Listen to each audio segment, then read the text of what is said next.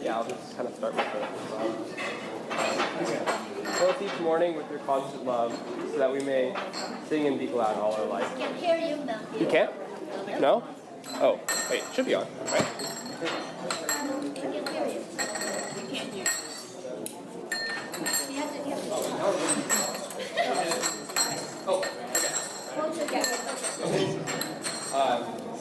I don't know any fancy anecdotes, but we'll start with this. Fill us each morning with your constant love, so we may sing and be glad all our life. Let us, your servants, see your mighty deeds. Let our descendants see your glorious might.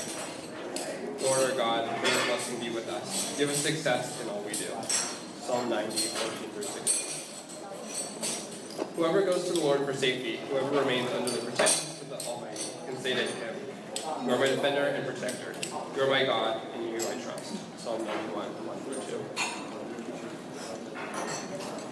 And now we're going to have a reading from Kings.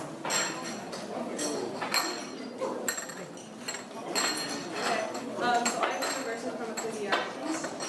There is a time for everything, and a season for every activity.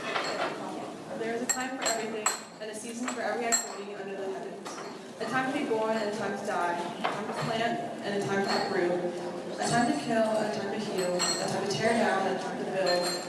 A time to weep and a time to laugh. A time to mourn and a time to dance. A time to scatter stones and a time to gather them. A time to embrace and a time to refrain from embracing.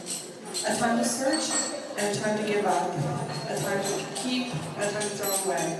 A time to tear and a time to mend. A time to be silent and a time to speak. A time to love and a time for hating. A time for war and a time for peace. Ecclesiastes 3, 1 through 8. I know that there is nothing better for people than to be happy and to do good while they live. I know that everything God does will endure forever. Nothing can be added to it and nothing can be taken from it. God does it so that people will fear him. Ecclesiastes 3, 12, 14. Thank you, Kate. All right, so growing up with twins was not an easy task, that's for sure, right? So Uncle Phil has 3 children, Stacy, Valerie, and Gregory. And with this being said, my cousins are going to be sharing. They were a handful. Uncle and Auntie would come to Hawaii and unload the twins on my brother Peter and I. Where's my brother Peter? My brother Peter. And he would say, okay, they are yours. And I said, okay, Pete, you take care of the Tasmanian devil, Valerie, and I will take care of the good baby, Stacy. So, right? So, it was hard growing up with these two, I'm sure, but they made life very interesting, and he loved his children, loved his grandchildren, and the first one that I'm going to be sharing is Valerie Chan, the youngest.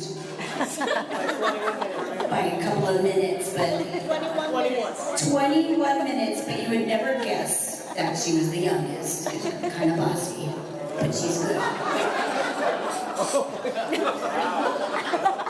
But not that bossy. She's one of my favorite cousins.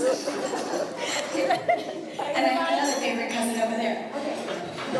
Thank you, Lisa, for the wonderful introduction there. So, thank you again, everyone, for coming to celebrate the life of Phillip Chan, my dad, our dad. Seeing so many of you here to say goodbye to Dad makes me realize just how loved he was and how much he will be missed. While we were in the hospital during Dad's last days, Dad and I had a lot of conversations. In addition to saying often, Val, I love you, which he said very much, pretty much like almost every hour. And Stacy. And Stacy too, she was there. We switched off. Dad would also say to me, remember all the memories that we had, cherish them. And Dad was the ultimate lover and documenter of memories. You can see from the slideshow, there are way more thousands of memories that we could have whittled down 150 of them to bring here to life today.